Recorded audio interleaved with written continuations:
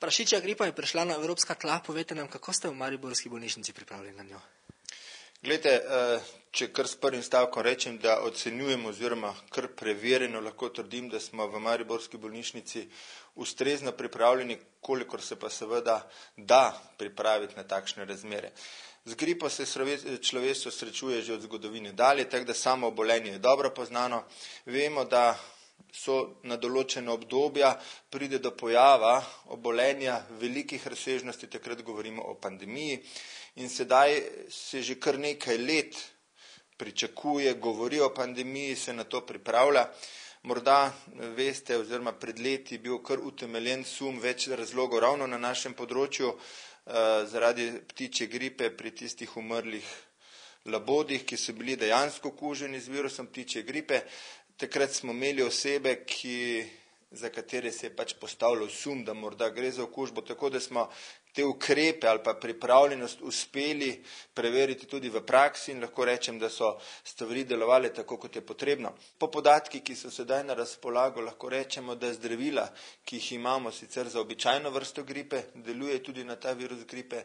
Lahko zatrdim, da imamo v mariborski bolnišnici dovolj zdravila za te prve primere za sume, utemeljene sume oziroma dokazane primere bolnikov. Kateri so pa tisti prvi vidni znaki pri ljudeh, da imajo vse to gripo? Obolenje je podobno običajni gripi. Verjetno so več ali manj vsi že kdaj oboleli z gripa. Vemo, kako se začne z visoko temperaturo, bolečinami, kašljanjem, nahodom, govorimo o splošnih znakih. In na osnovi samih težav, ki jih ima bolnik, mi seveda ne moremo opredeliti.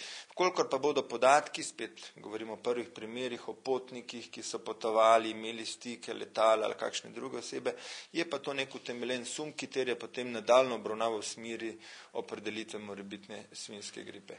Vsi tisti, ki imajo, govori se, da bi naj zdravilo bilo to Tamiflu, ki je bilo potem tudi že namenjeno za zdravljenje ptičje gripe. Ja. Je tudi to zdravilo primerno za začetek zdravljenja? To je zdravilo, ki ga imamo na razpolago. Poznamo še tudi druge vrste zdravil, ki lahko uspešno zmanjša težave, lahko ga uporabimo tudi v smislu preprečevanja okužb po seveda nekih strokovnih kriterijih.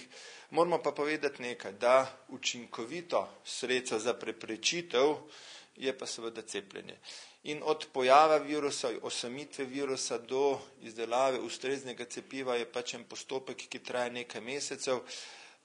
Vsekakor pa lahko rečemo, da če bo prišlo do nekega obolenja velikih razsežnosti, bo na globalnem nivoju tisto, ki bo učinkovito zavrlo pa pravzaprav cepivo. Prašičja gripa je prišla tudi na evropska tla. Povejte nam, kako ste vi pripravljeni v vaših hlevih? V naših hlevih imamo strogo prepovedan vstop za nezaposlene. Imamo nameščene dezinfekcijske barijere, ker je to izobraževalni center. Koliko prašičev pa se trenutno nahaja pri vas v hlevi? Trenutno imamo 45 plemenskih svin, od tega 2 merjasca in pa približno 150 tekačev. V primeru, da prašičja gripa res pride sem, kako potem, kakšni so postopki, kaj narediti? Upamo, da ne bo, ampak v primeru, da pa pride, pa nimam jasnih navodil, niti nisem seznanjena, kako potem se to ukrepa. Čeprav razumem, torej pričakujete z VURS-a neke informacije, ki se potem tudi praktično izpolnjujejo? Vsekakor.